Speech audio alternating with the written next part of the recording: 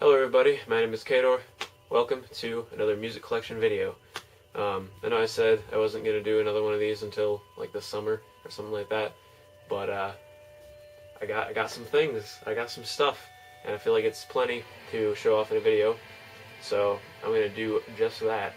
But actually, to start things off here, I'm going to show off some zines, because I feel like you guys would be interested in those. So yeah, I'll just start with this one that I got for Christmas. Washed Up on the Hidden Shore. This is a zine made by Zenzigo and his wife. Zenzigo being the guy behind Cremation Lily, also one of the members of Natural Assembly and Bound Bible, two of my favorite bands basically. And yeah, this is just a little collection of photos and a little bit of poetry at the beginning and end. So, you know, starting things off here. It has some lines of poetry in the beginning, and those middle two lines are actually the title of his latest album, which is really good, by the way. As Cremation Lily, I should say. And then the rest of it is just kind of these photos of, they're printed really small. I don't know why. It's kind of annoying. Like, I wish I could see them bigger, but yeah, there's these photos of like the sea, plants, animals, things like that. Just really pretty little like post New Age aesthetic photos, I guess. I don't know. Yeah, just neat little thing to have. Nothing too crazy, but kind of fun. And then it ends with kind of some more little poetry there. And yeah, edition of 100. This is put out on a Strange Rules label, which has a very similar kind of design aesthetic that is represented in this book. So yeah, it's just a cool little thing to have. The other two zines that I have are these Snare Rush zines, and the story behind these is this guy, the guy that makes these in the UK. He contacted me and said that he had reviewed one of my Noise albums under my Ether alias, the album called Memory and Solitude. I'll link it in the description if you want to listen. But he said he reviewed one of those in his latest issue of his Snare Rush zine. So I thought that was really cool, and I decided to order one. It's really cheap. And I didn't get it for a while. I had to try to get in contact with him. It didn't work. I finally got in contact with him after like a bunch of months, and he shipped it again, and he shipped an extra one, number 2. So I ordered number 3, and then he gave me 2 as well as like a bonus one. So that was really nice. He's a super nice guy. But yeah, these are basically electronic music focused zines. So mainly focused on kind of underground electronic music, some experimental stuff as well. He delves more into the noise side of things in the 3rd issue. But yeah, it's really cool. It's just these like kind of hand-drawn, photocopied, sort of like Xeroxed, put together kind of things. And it's really like funny. There's a lot of it's just really entertaining to read, basically. There's just concert reviews, album reviews, just weird little fun activities. Yeah, it's just like a really nice little thing to have, especially if you're into that type of music.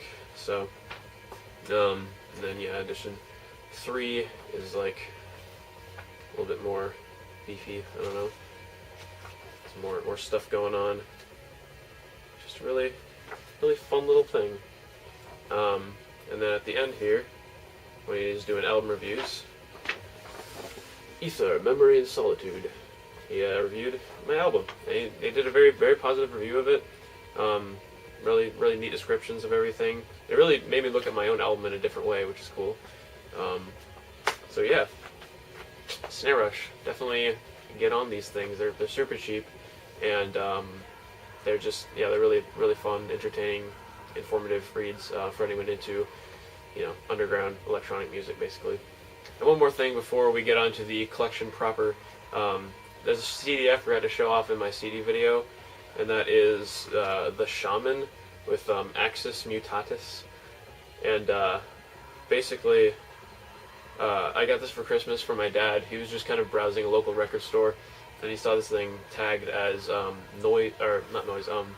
synth pop and techno. and or something like that. And he just figured that those are genres that I like, so he would just pick it up for me without really knowing what it is. So this is made in 1990. The back is just like a flip cover, and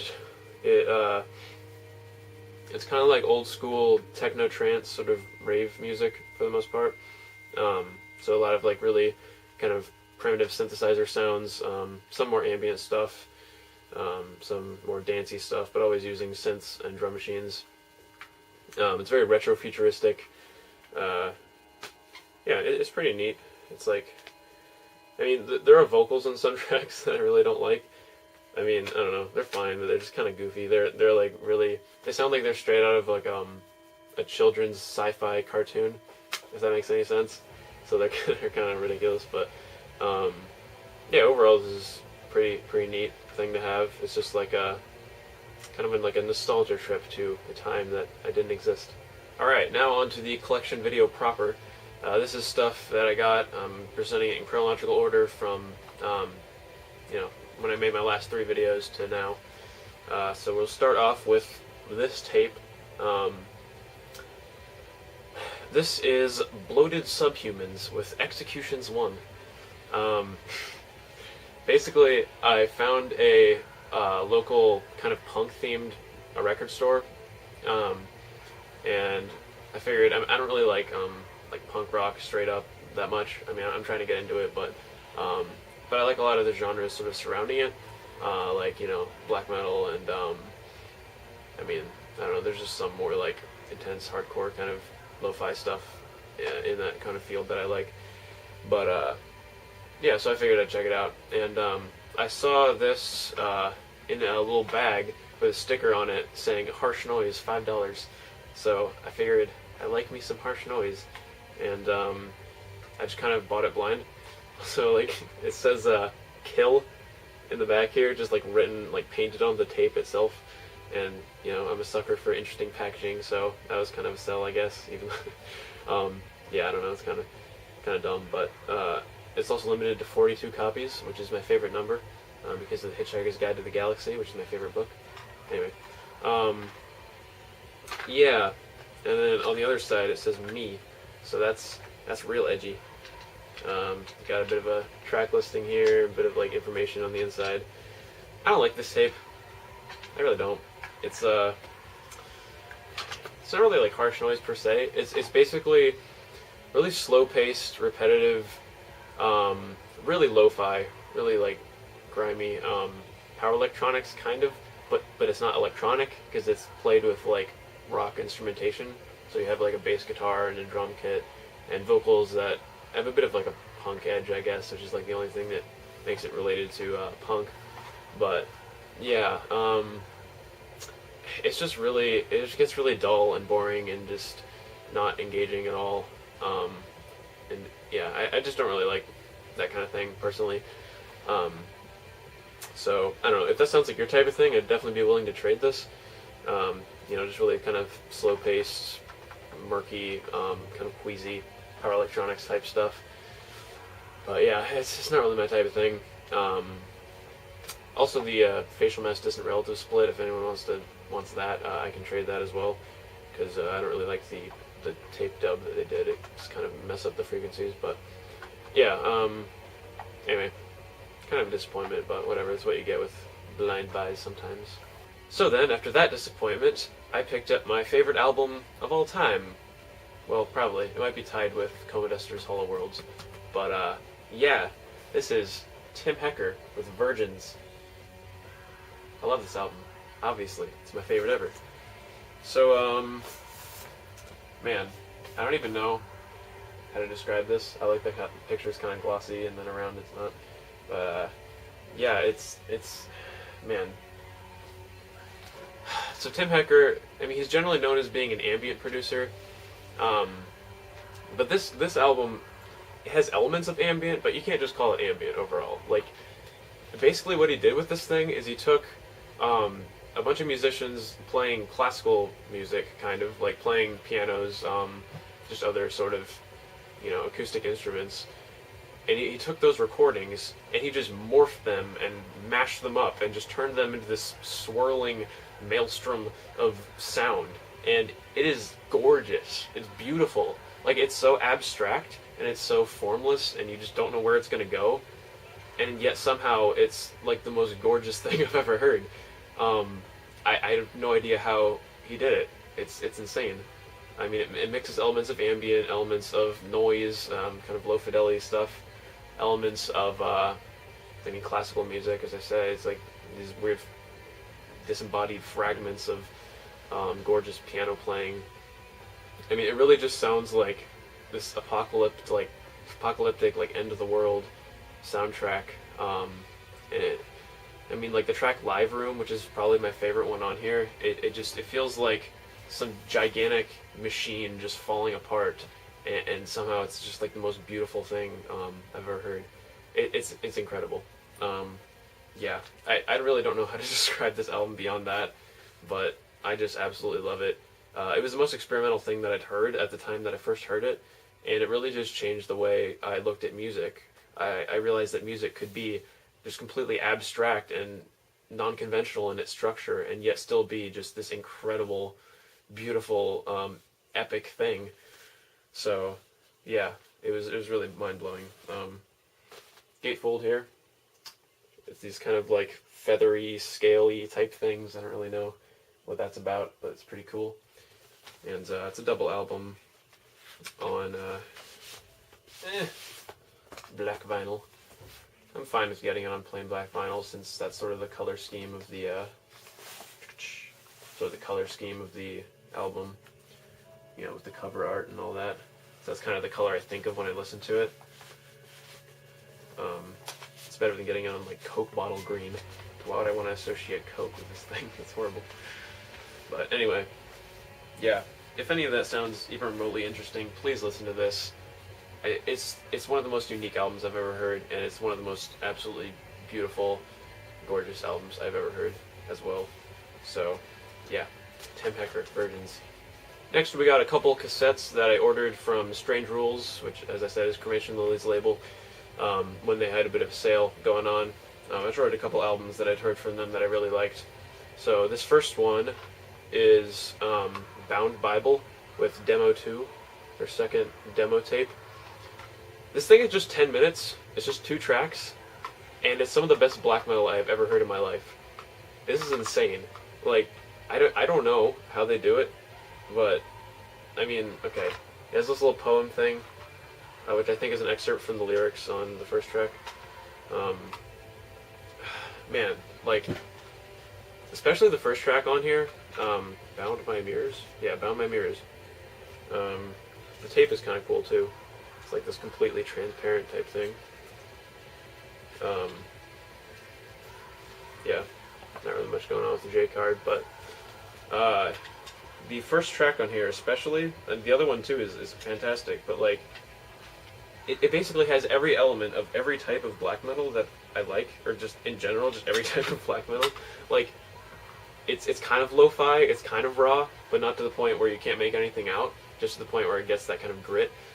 It's also atmospheric and melodic and catchy to some extent.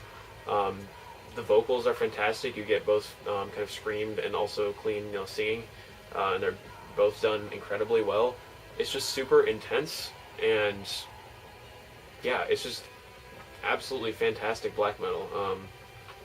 Really listen to this if you listen to any type of black metal. This is so good, and I just really can't wait for a full-length release by Bound Bible. And then the next thing that I got from Strange Rules is this thing, which is Death Kneel with Former Glory of Youth. This is the second press of this tape. The first one was, it had a pink cover. This one's black and white. I wish I got the pink cover, but whatever. It's remastered audio, so, and it's more widely available, so I figured I should just get this. Yeah, basically, Death Kneel, on this album, he does these kind of melodic, kind of chill, almost new age-ish synth melodies, a lot of like synth arpeggios and just kind of synth lines that are just really relaxing and ambient. but then he has these kind of subtle noise and power electronics elements that he works in kind of over top of it. So it's just like these really pretty little kind of synth motifs, but you get this kind of underlying edge of noise, and it's really cool. And the last track is some kind of techno beats as well. Yeah, so it's a really beautiful album, honestly.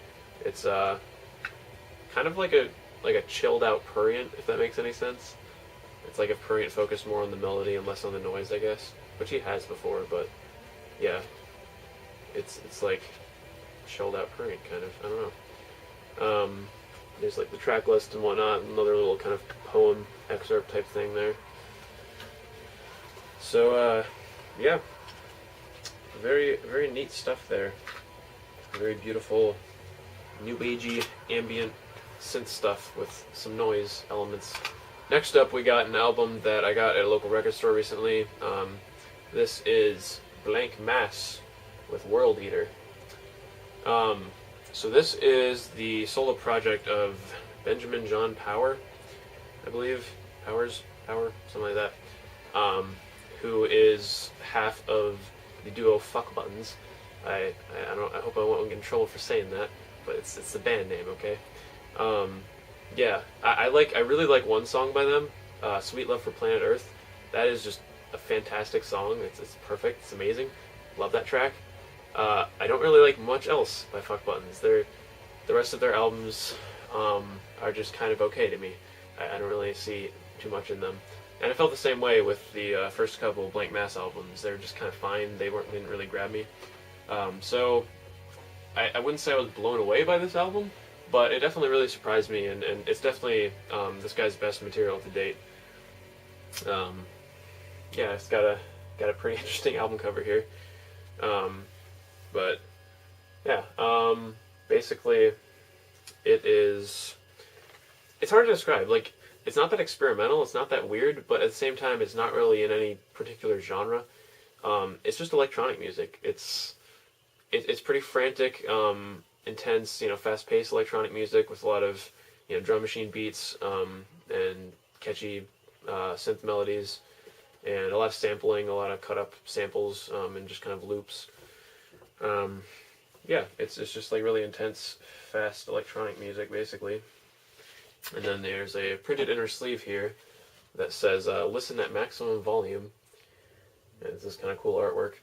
And I think the reason it says that is because, yeah, I mean, they made a kind of a poor decision. This album like 50 minutes long, and they put it on one vinyl, one record, which means I'm not an expert on this science, but I believe they have to sort of make the audio quieter and maybe compress it a little bit to fit it on just one vinyl when it's that much material, because it's supposed to be like 40 minutes is like the general amount for a record.